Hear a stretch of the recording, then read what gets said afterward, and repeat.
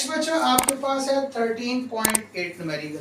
ये 13.8 न्यूमेरिकल भी, इसमें भी हम क्या करेंगे, किरचॉफ्स करंट जो वोल्टेज लॉ है इसको यूज करेंगे और किरचॉफ्स वोल्टेज लॉ को यूज करके इसको सॉल्व करेंगे। अब इसने उसने क्या पूछा है, इसने पूछा है करंट। एक तो आपने करंट फाइंड करना है, दूसरा power dissipation in each resistor. क्या चीज फाइंड करनी है, करंट फाइंड करना है हर रजिस्टर में, किस किस रजिस्टर में कितना करंट फ्लो करेगा, और इसके अलावा क्या पूछा है, पावर डेसिपेशन। सर्किट डायग्राम आपको दी हुई है, तो इसमें देखें हम सपोज कर लेते हैं कि ये है आपके पास इन दोनों लूप्स के अंदर जो करंट फ्लो कर रहा है, ये आपके पास I1 है, ये आपके पास I2 है। तो ये जो आपके पास डायग्राम है इसको नाम दे दें कोई, A B C D E और F। अब इसमें भी आपके पास 13.7 की तरह दो लूप्स बन रही है, एक लूप ये बन रही है, एक ही लूप ये बन रही है। पहले इसका लूप इक्वेशन लिखेंगे, फिर इसकी लूप इक्वेशन लिखेंगे। रेजिस्टेंस की वैल्यू दे दी है, R1 1 ओम, R2 2 ओम, R3 1 ओम। इसी तरह से इधर R4 भी 1 ओम, R5 2 ओम और R6 जो है 1 ओम। ये बैटरी आपके पास 6 वोल्ट की है और ये बैटरी आपके पास 10 वोल्ट की है। ओके जी, तो लूप इक्वेशंस आपने 1 बाय 1 इनकी राइट करनी है। पहले loop equation of A B E F A using Kirchhoff voltage law. Kirchhoff voltage law को यूज करें। करंट कौन सा है आपके पास, I1। ये नेगेटिव से पॉजिटिव की तरफ जाएगा तो E पॉजिटिव होगा, इधर आएगा E1 और minus I1 R1, I1 minus R1 minus. अब R2 की जब बात करेंगे तो इसमें से ये भी करंट फ्लो कर रहा है, ये भी फ्लो कर रहा है, तो इधर आ जाएगा minus I1 minus I2 into R2। फिर इसकी बात करते हैं तो minus I1 R3 is equal to 0। अब E1 कितना है, वैल्यूज पुट करें। E1 कितना है 6 वोल्ट, माइनस R1 कितना है, R1 कितना है 1 ओम, तो I1 मल्टीप्लाई 1 I1 ही होगा, ठीक है, multiply by 1 minus I1 minus I2, R2 कितना है आपके पास 2 ओम, इधर आ जाएगा 2 माइनस I1 R3 कितना है आपके पास, R3 भी 1 है, तो दैट इज इक्वल टू 0। अब ये बन गया 6 माइनस I1 माइनस 2 को पहले लिख दें, I1 minus I2 minus I1 is equal to 0। ठीक हो गया। अब इस 6 को पहले उधर ले जाएं आप, तो माइनस I1 माइनस, अब इस 2 को अंदर मल्टीप्लाई करें, minus 2I1 minus minus plus 2I2 minus I1 is equal to minus 6। ये 6 उधर जाएगा तो माइनस का हो जाएगा। अब देखें बच्चों, minus I1 minus 2I1 minus I1, 1 2 3 और 1 4, माइनस 4I1 और plus 2I2 is equal to minus 6। यहां से आप 2 कॉमन ले लें। जब आप 2 कॉमन लेंगे तो 4 की बजाय क्या आ जाएगा, minus 2I1 plus I2 is equal to 6 is equal to minus 6, और minus 2I1 plus I2 is equal to minus 6 divided by 2, तो minus 2I1 plus I2 is equal to minus 3 is equal to minus 3। इसको आप नाम दे दें equation 1 का। अब second loop की बात करते हैं, इसका भी लूप इक्वेशन राइट करते हैं। For loop equation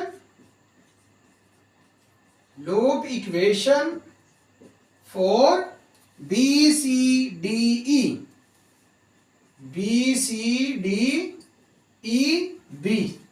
using Kirchhoff's voltage law.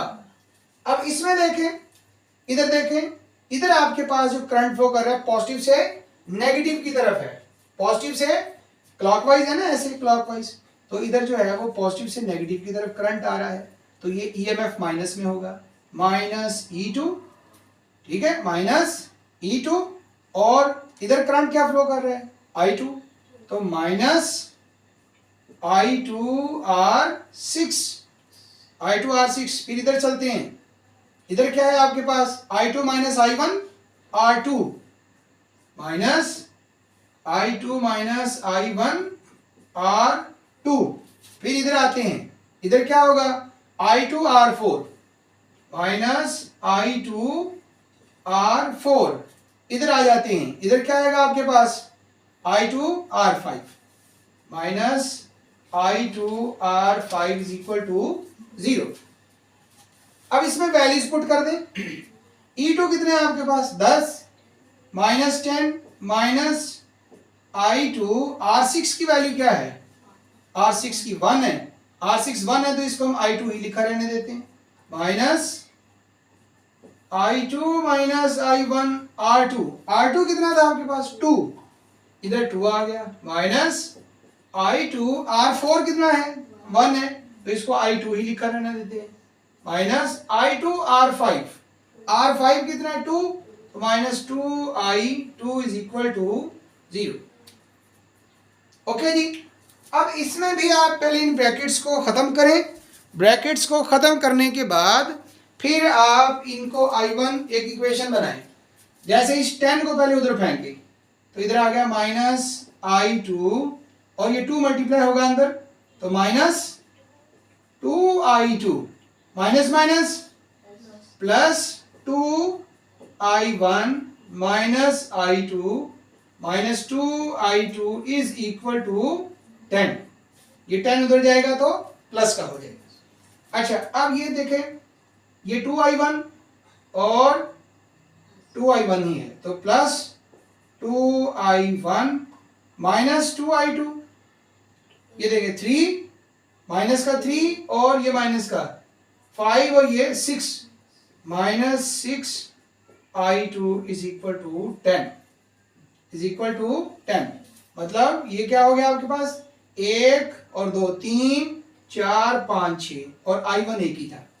इधर से फिर से 2 कॉमन लें, 2 कॉमन लेंगे तो I1 minus 3I2 is equal to 10 और I1 minus 3I2 is equal to 10 divided by 2, तो I1 minus 3I2 is equal to 5। इसको आप नाम दे दें इक्वेशन 2 का।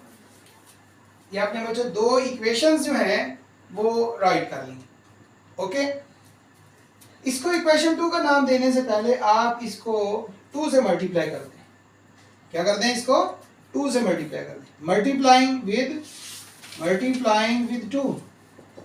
2 से मल्टीप्लाई करें, ये क्या बन जाएगा, 2I1 minus 3 to the 6 I2 is equal to 5 to the 10।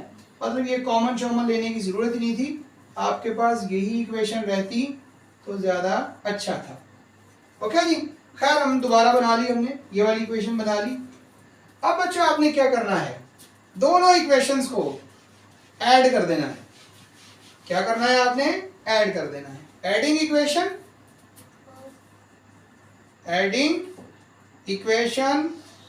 1 and 2, इसको नाम दिया है 3, इसको कह दें, ठीक है, एडिंग 1 एंड 3। ओके जी, तो इक्वेशन 1 क्या है आपके पास, minus 2I1 plus I2 is equal to minus 3, और 3 इक्वेशन क्या है, 2I1 minus 6I2 is equal to 10। Plus कर रहे हैं तो साइन चेंज नहीं होंगे, तो माइनस 2I1 प्लस 2I1 ये कैंसिल हो गया। इधर क्या बचा आपके पास, minus 5I2 is equal to, इधर क्या बचेगा आपके पास 7, और I2 जो है ये बन जाएगा आपके पास 7/5, और माइनस भी उधर चला जाएगा, तो 7/5 आपके पास वैल्यू है। अब ये 7/5 जो है ये बनती है 1.4, I2 is equal to minus 1.4 ampere. I2 कितना आ गया आपके पास 1.4 एम्पेयर। I2 की आपने वैल्यू निकाल ली। अब अच्छा इसी इक्वेशन के अंदर ये जो आपने इक्वेशन लिखी थी, इस इक्वेशन में आपने क्या करना है, I2 की वैल्यू पुट कर देनी है। इस इक्वेशन में I2 की वैल्यू पुट कर देनी है। चले हम इसमें पुट कर देते हैं और I1 निकाल लेते हैं जी। -2I1 और I2 कितना है, -1.4 इज इक्वल टू -3। 1.4 उधर चला जाएगा। -2I1 is equal to -3 plus 1.4। -2I1 is equal to, इधर क्या बचेगा, -1.6 और I1 is equal to -1.6 divided by 2। इस माइनस से इस माइनस को कर दें कैंसल, तो 1.6 डिवाइडेड बाय 2, तो ये कितना आ जाएगा, 0.8 एम्पेयर। कितना आ गया आपके पास, 0.8 एम्पेयर। तो I1 और I2 आपने निकाल लिया। अब अच्छा ये देखें, करंट अपने फाइंड करना था रेजिस्टर्स में से, तो करंट थ्रो देखें R1 और R3, इनमें से करंट कौन सा फ्लो कर रहे हैं, I1। Current throw R1 and R3, इनमें जो करंट फ्लो कर रहा है वो I1 है, मतलब वो 0.8 एम्पेयर है। वो कितना एम्पेयर है, 0.8 एम्पेयर करंट है। इसी तरह से करंट थ्रो देखें, R2 को छोड़ दिया हमने अभी। Current throw R4, R5, R4, R5 और R6, इनमें से कौन सा करंट फ्लो कर रहा है, I2। और I2 कितना है आपने कैलकुलेट किया, -1.4। तो इन सब रेजिस्टर्स में से जो करंट फ्लो कर रहा है -1.4 एम्पेयर करंट फ्लो कर रहा है। अब R2 में से कितना करंट फ्लो करेगा, करंट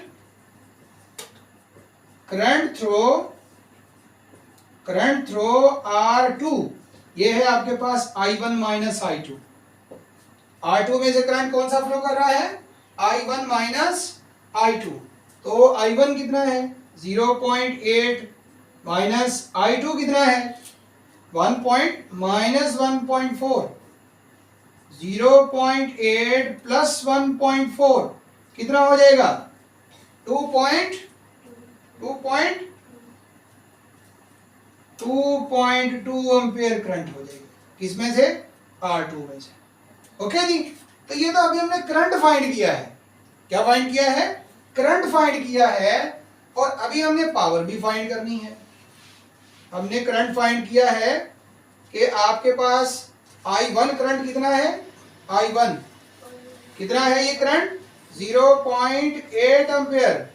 I2 कितना है आपके पास, I2 कितना है, -1.4 एम्पेयर। और अगर आ जाए आपके पास I1 माइनस I2, तो ये कितना है, ये है 2.2 एम्पेयर।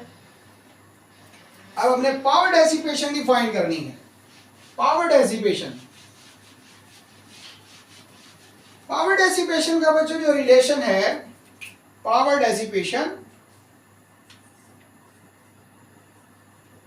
डेसिपेशन का जो रिलेशन है वो है I स्क्वायर R। अब देखें, अगर हम इस R1 के क्रॉस पावर फाइंड करेंगे तो ये क्या होगा आपके पास, P1 किसके बराबर होगा, I1 स्क्वायर R1। किसके बराबर होगा, I1 स्क्वायर R1। I1 की वैल्यू हमारे पास क्या है, 0.8। 0.8 स्क्वायर मल्टीप्लाई R1 आपके पास है 1, तो 0.8 का स्क्वायर ये कितना हो गया, 0.64 वाट। 0.64 वाट। अच्छा, अब इस R2 के क्रॉस पावर निकालनी है, इसको लिखेंगे P2।